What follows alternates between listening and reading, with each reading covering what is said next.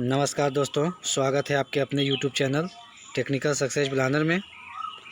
तो कैसे हैं दोस्तों? उम्मीद करता हूं अच्छे होंगे। तो आ चुके हैं दोस्तों एक बहुत बड़ी भर्ती की अपडेट को लेकर, और ये भर्ती निकल के आ रही है इसरो की तरफ से। भारतीय अंतरिक्ष अनुसंधान इसरो की तरफ से ITI, डिप्लोमा और ग्रेजुएशन किए हुए सभी बच्चों के लिए अच्छी खासी रिक्रूटमेंट निकल के आई है। तो आइए, वीडियो शुरू करने से पहले जो भी बच्चे चैनल पर पहली बार विजिट कर रहे हैं वो चैनल को लाइक और सब्सक्राइब करना ना भूलें। साथ ही साथ इस चैनल को ज़्यादा से ज़्यादा अपने दोस्तों में भी शेयर करें।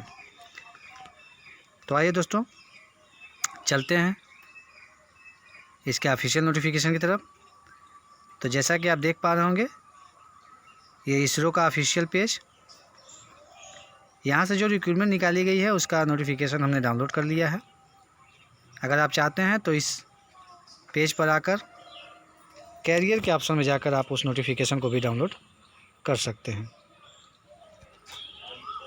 तो जैसा कि आप देख पा रहे होंगे, ये आपके ये स्क्रीन पर भारत सरकार गवर्नमेंट ऑफ इंडिया अंतरिक्ष विभाग, सतीश धवन अंतरिक्ष केंद्र, सार, श्रीहरिकोटा, विज्ञापन संख्या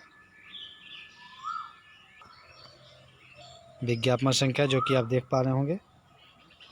और ये 26/4/2023 का नोटिफिकेशन जो कि ये पब्लिश किया गया है। तो जैसे कि आप देख पा रहे हो, सतीश धवन अंतरिक्ष केंद्र, श्रीहरिकोटा, भारतीय अंतरिक्ष अनुसंधान संगठन अंतरिक्ष विभाग, भारत सरकार के अंतर्गत भारत का स्पेस स्पोर्ट तकनीकी उत्कृष्टता का एक अग्रणी केंद्र है। सतीश धवन अंतरिक्ष केंद्र द्वारा निम्नलिखित पदों को भरने हेतु ऑनलाइन आवेदन आमंत्रित करता है। तो नीचे हम लोग स्क्रॉल करेंगे तो यहाँ आप देख पा रहे होंगे पद कुट अध्ययन का विषय यानी डिसिप्लिन, रिक्तियों की संख्या, आरक्षण विवरण और अनिवार्य योग्यता। पोस्ट कोड यहाँ दिया गया है, आप देख पा रहे होंगे। और ये post name, number of vacancy और आरक्षण किस कैटेगरी में कितना सीट है, और यहाँ पर आप देख पा रहे होंगे योग्यता।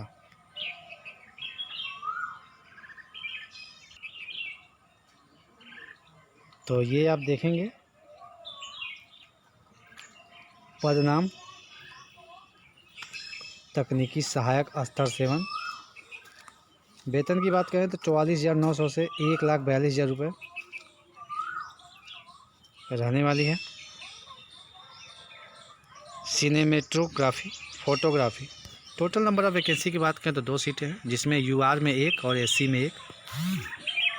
इसमें आप का जो एजुकेशन क्वालिफिकेशन मांगा गया है तो फर्स्ट क्लास डिप्लोमा इन, जो ये पद दिया गया है सिनेमेटोग्राफी, फोटोग्राफी, इसी ट्रेड से आपके पास प्रथम क्लास से पास आउट होना चाहिए, डिप्लोमा।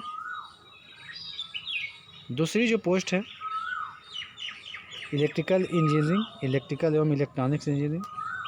नंबर ऑफ वैकेंसी की बात है तो 2, UR में 1 सीटें हैं और EWS में 1 सीटें हैं। उपरोक्त पदों में से एक पद जो है, जो दिव्यांग वाले व्यक्ति हैं, बहरापन, बैकलॉग रिक्तियाँ हैं। इसमें जो आपका एजुकेशन क्वालिफिकेशन मांगा गया है first class diploma in electrical engineering, electrical and electronics engineering. अगली सीट जो है इलेक्ट्रॉनिक्स एवं संचार इंजीनियरिंग। टोटल वैकेंसी की बात करें तो 2 सीटें हैं। अनारक्षित यानी कि UR में 1 सीट है और अनुसूचित जाति में ST में 1 सीटें हैं। मान्यता प्राप्त विश्वविद्यालय या संस्था से इलेक्ट्रॉनिक्स एवं संचार इंजीनियरिंग में प्रथम श्रेणी में डिप्लोमा आपका होना चाहिए, तो आप इस फॉर्म के लिए एलिजिबल हैं। अगली पोस्ट इलेक्ट्रॉनिक्स एवं इंस्ट्रूमेंटेशन इंजीनियरिंग।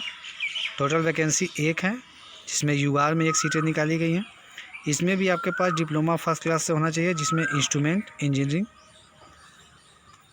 ट्रेड के साथ आप प्रथम श्रेणी प्राप्त हैं, तो आप इस पोस्ट के लिए एलिजिबल हैं। अगली जो पोस्ट है यांत्रिक इंजीनियरिंग यानी मैकेनिकल इंजीनियरिंग में टोटल 5 वैकेंसी है, जिसमें यूआर में 2 सीटें हैं, एससी में 1 सीटें हैं, बैकलॉग वैकेंसी, अनुसूचित यानी एसटी में 1 और ईडब्ल्यूएस में 1 सीटें हैं। यहाँ पर आपको मान्यता प्राप्त विश्वविद्यालय या संस्था से यांत्रिक इंजीनियरिंग में प्रथम श्रेणी में डिप्लोमा मांगा गया है। अगले नीचे स्क्रॉल करते हैं तो यहाँ आप देख पा रहे हैं अगली सीट जो निकल के आई है कंप्यूटर विज्ञान की यानी कंप्यूटर साइंस। टोटल 3 सीटें हैं, जिसमें यूआर में 1 सीटें हैं, एससी में 1 सीटें हैं, ईडब्ल्यूएस में 1 है। एजुकेशन क्वालिफिकेशन की बात करें तो मान्यता प्राप्त विश्वविद्यालय या संस्था से मुख्य विषय कंप्यूटर विज्ञान के साथ प्रथम श्रेणी बीएससी ग्रेजुएशन मांगा गया है। फर्स्ट क्लास से आपके पास बीएससी है तो आप इस फॉर्म के लिए एलिजिबल हैं। अगली पोस्ट भौतिक, जिसमें 2 सीटें हैं, यूआर में 1 सीटें और एससी में 1 सीटें हैं। इसमें भी आपका फर्स्ट क्लास से बीएससी जो कि फिजिक्स और mathematics, chemistry and nuclear subject from recognition board university. मान्यता प्राप्त विश्वविद्यालय या संस्था से भौतिक मुख्य तथा गणित एवं रसायन अनुषंगी विषय के साथ प्रथम श्रेणी में बीएससी मांगा गया है। अगली सीट भौतिक तैनाती स्थल BRLS बालासोर उड़ीसा, 1 सीटें हैं। अनारक्षित यानी यूआर में 1 सीटें निकाली गई हैं। इसमें भी जो एजुकेशन मांगा गया है वो फर्स्ट क्लास से आपके पास बीएससी में ग्रेजुएशन होना चाहिए। अगली सीट पुस्तकालय सहायक की यानी लाइब्रेरी असिस्टेंट, 2 सीटें हैं, जिसमें यूआर में 1 सीटें हैं और एससी में 1 सीटें हैं। प्रथम श्रेणी में स्नातक यानी ग्रेजुएशन इन फर्स्ट क्लास मांगा गया है। अगली जो सीटें हैं यहाँ नोट में कुछ डिस्क्राइब करके दिया गया जिसे आप देख पा रहे होंगे। अगर आप चाहते हैं तो इसे आप चाहें तो स्क्रीनशॉट करके इस नोट जो दिया गया इसे आप रख सकते हैं। जैसे कि पद कुट 2, 3, 4, 5 एवं 6 के लिए डिप्लोमा न्यूनतम 3 वर्षों की अवधि का होना चाहिए और पद कुट संख्या 2 से 9 तक के लिए चिन्हित दिव्यांग वाले व्यक्ति PWD अभ्यर्थियों के संबंध में कार्यात्मक आवश्यकताएं SST BN RWD ये चीज़ों को आप पढ़ लेंगे। नीचे दिया गया है कूट संख्या जो 10 के लिए चिन्हित दिव्यांग वाले व्यक्ति जो PWD अभ्यर्थियों के संबंध में कार्यात्मक आवश्यकताएं SST WSIRH MF है। तो इसको आप ज़रूर ध्यान देंगे जो चीज़ें दिखाई गई। नीचे हम लोग स्क्रॉल करते हैं, यहाँ बात कर रहे हैं अगली पोस्ट जो रसायन। टोटल वैकेंसी की बात करें टोटल 10 सीटें हैं, यूआर में 5 है, ओबीसी में 3 है और ईडब्ल्यूएस में 1 सीटें हैं। उपरोक्त पदों में से एक पद चिन्हित दिव्यांग वाले व्यक्ति जो कि बहरापन के लिए है। इसके लिए आपके पास 10वीं के पास होना अनिवार्य है, साथ ही साथ आपके पास ITI और NTC यानी नेशनल ट्रेड सर्टिफिकेट और NAC नेशनल अप्रेंटिसशिप सर्टिफिकेट मांगा गया है।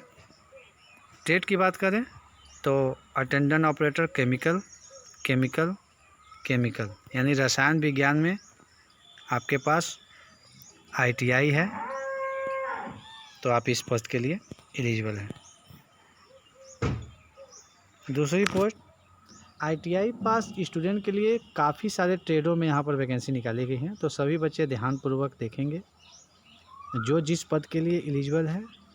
अगर आपके पास एलिजिबिलिटी क्राइटेरिया है तो आप फॉर्म को ज़रूर फिलअप करें। रसायन केमिकल में 1 पोस्ट जो कि यूआर में है, इसमें भी आपके पास 10वीं के साथ ITI मांगा गया है। उसमें आपके पास NTC नेशनल ट्रेड सर्टिफिकेट या फिर नेशनल अप्रेंटिसशिप सर्टिफिकेट है तो आप इस पद के लिए एलिजिबल हैं। आपके पास केमिकल में ये डिग्री होनी चाहिए। अगली पोस्ट इलेक्ट्रीशियन की जिसमें 6 सीटें निकाली गई हैं। जिसमें यूआर के लिए 3 सीटें, ओबीसी के लिए 2 सीटें और ईडब्ल्यूएस के लिए 1 सीटें हैं। इसमें आपके पास आईटीआई पास, साथ ही साथ एनटीसी नेशनल ट्रेड सर्टिफिकेट और NSC national apprenticeship certificate electrician trade में मांगा गया है। अगली सीट इलेक्ट्रीशियन पीसीआर इकाई, इसमें 2 सीटें निकाली गई हैं, जिसमें यूआर के लिए 1 है और आर्थिक रूप से निर्बल वर्ग के लिए ईडब्ल्यूएस के लिए 1 सीटें हैं। इसमें भी आपके पास हाई स्कूल के साथ आईटीआई मांगा गया है, जो कि इलेक्ट्रीशियन ट्रेड होना चाहिए। अगली सीट फीटर, जिसमें टोटल 17 सीटें निकाली गई हैं, जिसमें यूआर के लिए 8 सीटें हैं, ओबीसी के लिए 6 सीटें हैं और 1 सीट जो है कि बैकलॉग है और ईडब्ल्यूएस के लिए 3 सीटें हैं। इसमें भी आपके पास 10वीं पास के साथ आईटीआई फीटर ट्रेड में मांगा गया है। अगली सीट फीटर पीसीआर इकाई के लिए 2 सीटें हैं, जिसमें यूआर के लिए 1 सीटें हैं और ईडब्ल्यूएस के लिए 1 सीटें हैं। इसमें भी आईटीआई पास के लिए आईटीआई पास मांगा गया है, जो कि 10वीं के बाद आपके पास आईटीआई होना चाहिए, जो कि फीटर ट्रेड में। तो काफ़ी अच्छी वैकेंसी निकाली गई है। अगली सीट जो निकाली गई है मशीनिस्ट की, इसमें भी आपके पास आईटीआई मांगा गया है, जो कि मशीनिस्ट ट्रेड से होना चाहिए। 3 सीटें निकाली गई हैं टोटल, जिसमें यूआर की बात करें तो 2 और ईडब्ल्यूएस की बात करें तो 1 सीटें निकाली गई हैं। अगली सीट इलेक्ट्रॉनिक मैकेनिक, 13 सीटें निकाली गई हैं। यूआर में 6, अन्य पिछड़ा वर्ग यानी ओबीसी में 5 और बैकलॉग के लिए 1 और ईडब्ल्यूएस के लिए 2 सीटें हैं। इसमें भी आईटीआई पास मांगा गया है इलेक्ट्रॉनिक्स मशीन मैकेनिकल ट्रेड में। अगली सीट डीजल मैकेनिक, जिसमें टोटल 3 सीटें निकाली गई हैं। यूआर के लिए 2 सीटें हैं, ओबीसी के लिए 1 सीटें हैं, टोटल 3 सीटें। इसमें भी आपका जो ट्रेड मांगा गया है वो mechanical trade, diesel mechanical trade में होना चाहिए। तो आईटीआई पास के लिए काफ़ी अच्छी रिक्रूटमेंट निकाली गई हैं। अगली सीट इंस्ट्रूमेंट मैकेनिक, 1 सीटें निकाली गई हैं, जो कि यूआर में है। इसमें आपके पास 10वीं पास के साथ आईटीआई इंस्ट्रूमेंट मैकेनिक में, जो कि ट्रेड है, उसमें होना चाहिए। अगली सीट प्लम्बर, 2 सीटें, यूआर के लिए 1, अन्य पिछड़ा वर्ग के लिए 1, आईटीआई इसमें भी मांगा गया है। इसके लिए आपके पास प्लम्बर ट्रेड में आईटीआई होना चाहिए। अगली सीट पंप प्रचालन यानी पंप ऑपरेटर कम मैकेनिक, 7 सीटें हैं। यूआर के लिए 3, ओबीसी के लिए 3, एसटी के लिए 1, बैकलॉग 1 वैकेंसी है। इसमें आपके पास जो आईटीआई में ट्रेड मांगा गया है पंप ऑपरेटर कम मैकेनिक ट्रेड में मांगा गया है। अगली सीटें जो हैं भारी वाहन लाइसेंस धारी डीजल मैकेनिक, 3 सीटें निकाली गई हैं। इसमें भी यूआर में 2 सीटें, ओबीसी में 1 सीटें। तो आईटीआई पास जो ट्रेड मांगा गया है इसमें डीजल मैकेनिक ट्रेड में आपके पास NCVT and valid heavy vehicle driving licence इसमें मांगा गया है। अगली seat refrigerator and air condition R&AC, 1 सीटें निकाली गई हैं, जो कि यूआर में है। इसमें आपके पास 10वीं पास मांगा गया है, साथ ही साथ आईटीआई जो कि रेफ्रिजरेटर एंड एयर कंडीशन में ट्रेड में होना चाहिए। अगली सीट सिविल, 2 सीटें निकाली गई हैं, जिसमें यूआर में 1 सीटें हैं और ओबीसी में 1 सीटें हैं। इसमें जो ट्रेड मांगा गया है आईटीआई में ड्राफ्ट्समैन के साथ आपके पास आईटीआई पास आउट हैं, तो आप इस पोस्ट के लिए एलिजिबल हैं।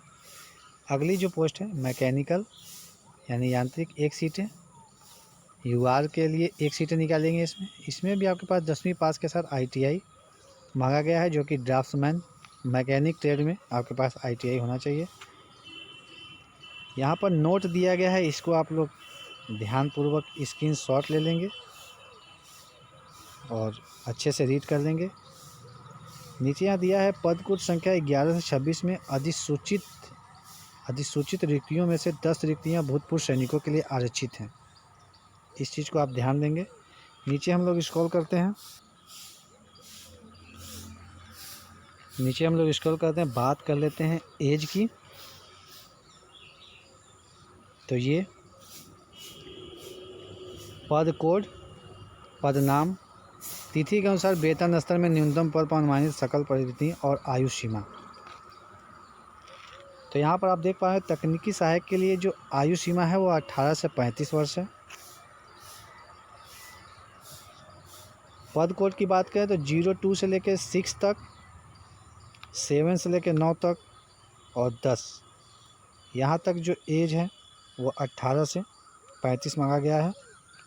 और टेक्नीशियन बी और ड्राफ्ट्समैन बी के लिए जो एज है वो 18 से 35 भी मांगा गया है। बात कर लेते हैं वेतन की, तो 02 से 6 तक आपका 63,758 प्रति माह वेतन है। मूल वेतन प्लस महंगाई भत्ता ये मिलने वाला है।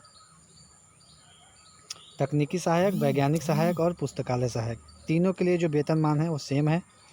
बात कर लेते हैं टेक्नीशियन के लिए, तो 30,814 प्रति माह मूल वेतन प्लस महंगाई भत्ता इसमें जुड़ा रहेगा।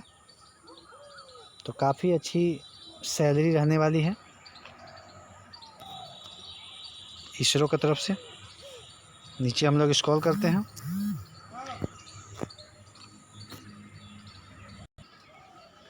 एज में छूट जो मिलने वाला है उसे आप देख पा रहे होंगे कि आरक्षित पदों के सामने दी गई श्रेणियों के लिए ऊपर आयु सीमा में 5 वर्ष 3 वर्ष की छूट दी गई है। नीचे हम लोग स्क्रॉल करते हैं,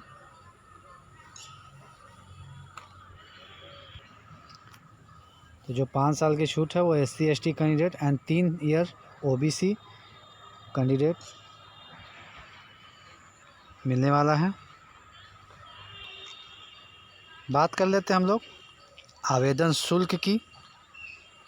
तो आवेदन शुल्क जो पोस्ट कोड है 02 से लेकर 10 तक,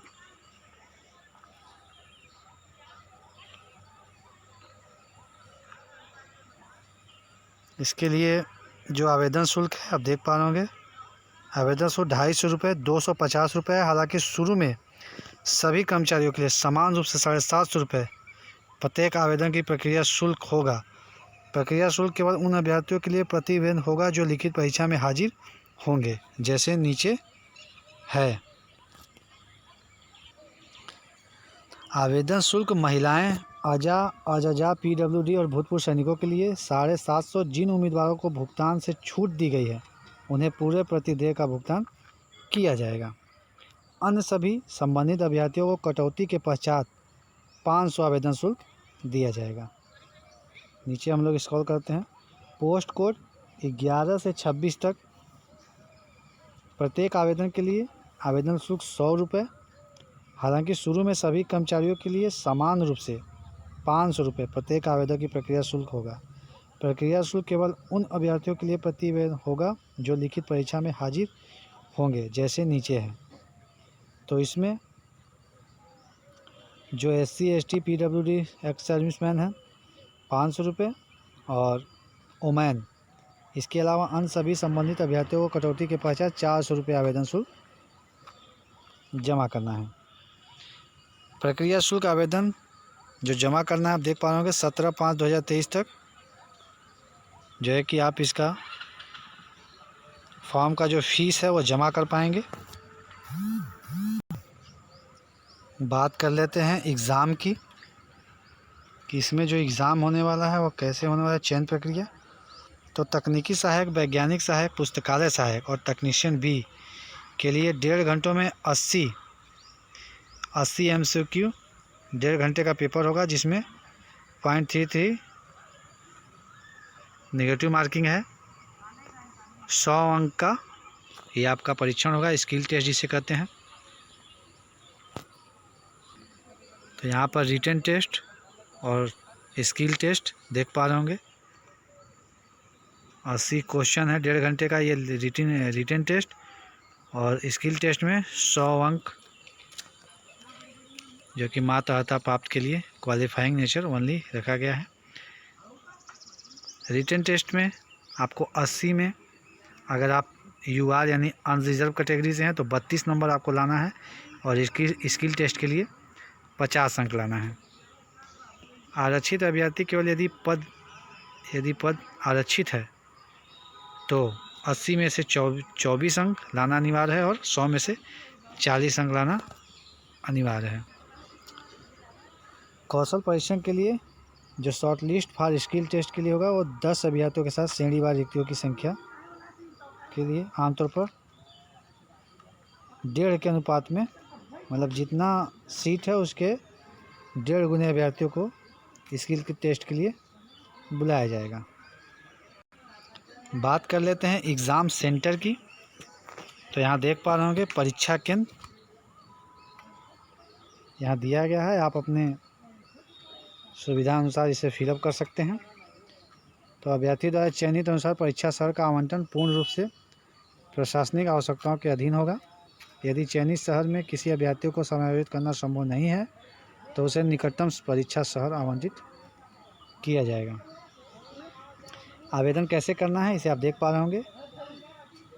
26/4/2023 से इस फॉर्म को ऑनलाइन भरना शुरू हो जाएगा और इसकी जो लास्ट डेट है वो 16/5/2023 रखी गई है। आप इसके ऑफिशियल साइट www.shar.gov.in पर जाकर इस फॉर्म को फिल कर सकते हैं और आप चाहते हैं इस नोटिफिकेशन को डाउनलोड करना तो आप यहाँ से इस फॉर्म के जो फुल नोटिफिकेशन है वो यहाँ से डाउनलोड भी कर सकते हैं। कुछ इम्पोर्टेंट डेट है जिससे हम नीचे स्क्रॉल करेंगे तो ये आप इस इम्पोर्टेंट डेट को चाहें तो स्क्रीनशॉट कर सकते हैं। ऑनलाइन पंजीकरण के खुलने की तिथि 26/4/2023 और ऑनलाइन पंजीकरण की अंतिम तिथि 16/5/2023 और शुल्क भुगतान के लिए अंतिम तिथि 17/5/2023।